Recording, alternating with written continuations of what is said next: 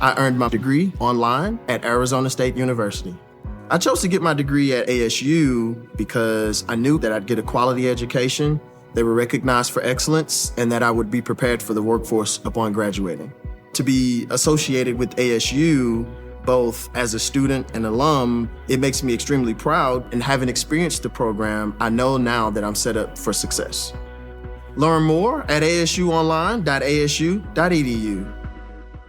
Hey everyone, welcome back.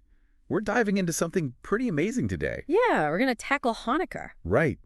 You guys sent in some really interesting stuff, and I have to say, I'm excited to kind of dig into all this. You know, like the whole story behind Hanukkah, the traditions, the food. Oh yeah, the food. The food, right, Oh. and how it's kind of evolved to be what it is in a modern context. It's a long journey from ancient history all the way to today. Okay, so let's rewind a bit. Back to the historical side of things. We're talking like Seleucid Empire times, right? What was going on back then? What was the scene? Well, it was a pretty rough time, actually, for Jewish people. Yeah. The Seleucid Empire, this guy Antiochus IV, he was... Epiphanes, right. He was really trying to stamp out Judaism and replace it with this Hellenistic culture. They even went so far as to desecrate the Second Temple in Jerusalem, which was, the heart of Jewish worship. Wow. Yeah. So then you have this small band of Jewish rebels, right? The Maccabees, led by Judah Maccabee, fighting for their religious freedom against this massive empire. Yeah, a real underdog story. It's a classic, right? It's like a movie. Totally. And the crazy thing is, they actually pulled it off, against all odds. Taking back the Second Temple, it was a huge victory, not just like militarily, Right. but symbolically. Yeah. It was about reclaiming their faith, their identity. Okay, so now we got to get to the miracle of the oil. Right. This is the part that's always kind of like blowing my mind a little bit. Like, was there really only enough oil for one day? Or, what are the different ways people interpret that story? Yeah. That's a story that has just captured people's imagination for, I don't know, centuries. Yeah. Some folks, they take it literally. Others see it more as a metaphor. Okay. That one little flask of oil lasting for 8 whole days. It's like a symbol, right? The resilience of the Jewish people, that ability to keep their faith alive, even when things are really, really dark. Finding light and hope, even when you least expect it. It's kind of like, when you think about it, it's like that last bit of energy you have to finish a project. Uh-huh. Right? You think there's no way, but somehow you make it work. Exactly. It's about that human capacity to push through, to find that strength, that inspiration, even when it feels impossible. So how do we get from this historical event to the Hanukkah traditions that we know today? You sent over some really cool info about the lighting of the menorah or the Hanukkah. Tell me, what's the big deal with that? Oh, the menorah. That's really at the heart of Hanukkah.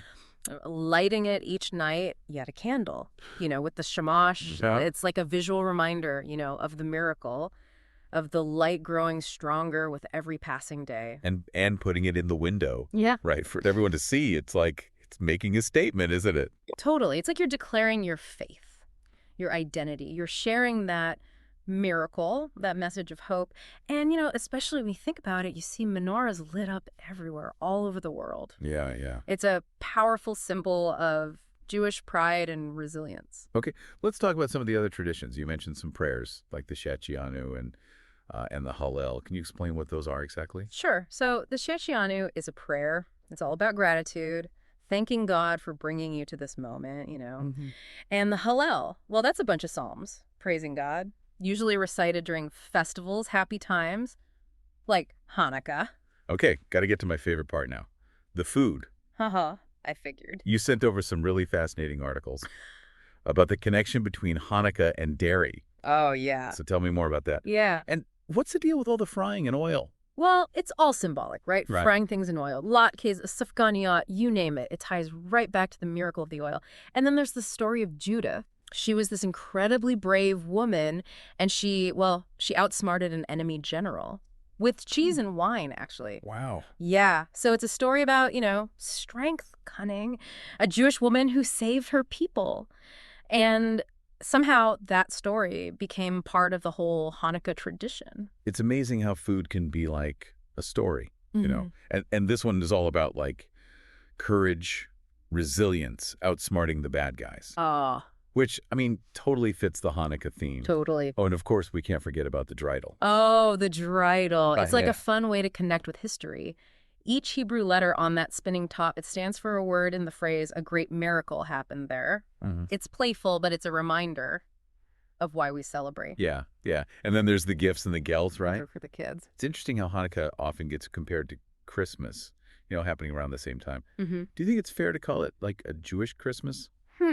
That's a comparison people make a lot, especially in places where both holidays are celebrated. But, Hanukkah is really its own thing. It has a unique history, spiritual significance. It's about overcoming adversity, the power of faith.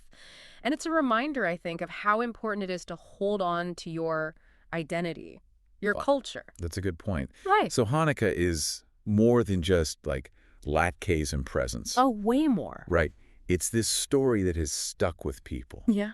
For centuries, and still inspires today. What do you think?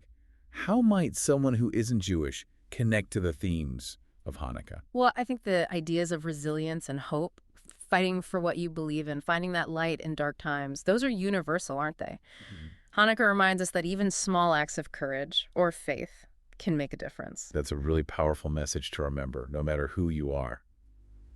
Well, thanks for taking this deep dive with us into Hanukkah. I hope you all learned something new or maybe see this holiday in a different light.